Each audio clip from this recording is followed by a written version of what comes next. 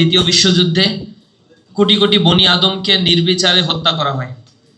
অক্ষশক্তি কর্তৃক এই হত্যাযজ্ঞ শুরু করা হলেও পরবর্তীতে মিত্র শক্তিরা চতুর্মুখে আঘাত করে বিভিন্ন জায়গায় বাফার স্টেট তৈরি করে জাতিগত নিধন, যেটা এই ইথনিক ক্লিনজিং সংগঠিত করেছিল, জেনোসাইড ঘটিয়েছিল। দ্বিতীয় বিশ্বযুদ্ধের পরিসমাপ্তি হয়েছিল, কিন্তু এটা ছিল এক ধরনের কনস্পাইরেসি, যে কনস্পাইরেসির পার্ট হিসেবে পরবর্তীতেও এই পৃথিবী আরো অনেকগুলো যুদ্ধ দেখেছে। কোল্ড ওয়ার হয়েছে, কমিউনিস্টদের উত্থান হয়েছে, গণনিধন যজ্ঞে পরিণত করা হয়েছিল এই ভূখণ্ডকে, এই স্টেপকে।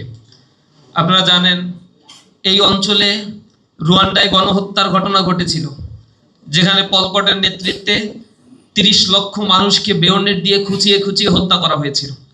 কমিউনিস্টদের উত্থান হওয়ার পরে তাদের বন্দোবস্ত এই পৃথিবীতে বাস্তবায়ন করার জন্য নির্বিচারে মানুষদেরকে তারা হত্যা করেছিল।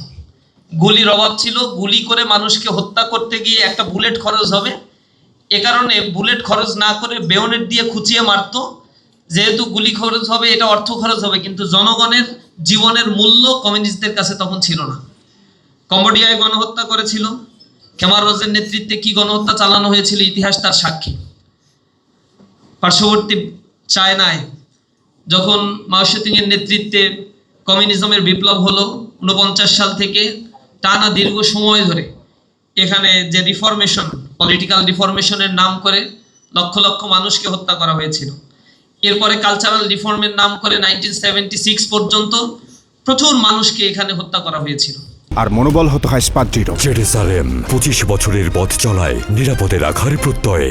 এর পাশাপাশি আলবেনিয়াতে আপনারা হয়তো ইতিহাস পড়েছেন, সেখানে কমিউনিজমের 20 শতাব্দীর মাঝামাঝি সময়ে উত্থান হওয়ার পরে হাজার হাজার লক্ষ লক্ষ মানুষকে তারা হত্যা করেছে।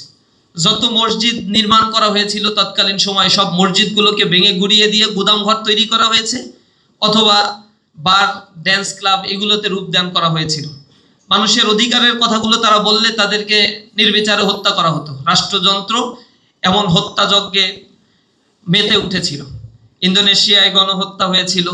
20 শতাব্দীর হিসেব করলে দেখা যায় দ্বিতীয় বিশ্বযুদ্ধের পরেও এই ভূখণ্ডে, এই পৃথিবীতে অন্তত 13টি বড় বড় দুর্ঘটনা ঘটেছিল, যার মধ্য দিয়ে কয়েক কোটি মানুষ পৃথিবী থেকে বিদায় নিতে বাধ্য হয়েছিল। এরপরে তো জাতিসংঘ খুব তোড়জোড় করে একটা ফরমেশন গঠন করলো, কিন্তু তার মধ্যে কিছু বেটো দেওয়ার ক্ষমতা সম্পন্ন রাঘব বোয়ালকে রেখে পশ্চিমাদের পকেটের একটা সঙ্গে পরিণত করলো, যেখানে মানবাধিকার বলতে বোঝায় তারা যেটাকে বলবে সেটা হচ্ছে মানবাধিকার, তাদের মতের বাইরে গেলে সেটা আর মানবাধিকার হিসেবে গণ্য হয় না। 21 শতাব্দীতে এসে আমরা দেখতে পাচ্ছি গাজায় যে গণহত্যা চালানো হচ্ছে, সেখানে আমেরিকায় জাতিসংঘ প্রতিষ্ঠার পেছনে তার কলকাঠি সে নাড়লেও গাজায় গণহত্যার ব্যাপারে তার কোনো বক্তব্য নাই। সেখানে 70,000-এর অধিক মানুষকে হত্যা করা হয়েছে, যার অধিকাংশ হচ্ছে দুর্বল শিশু এবং নারীরা।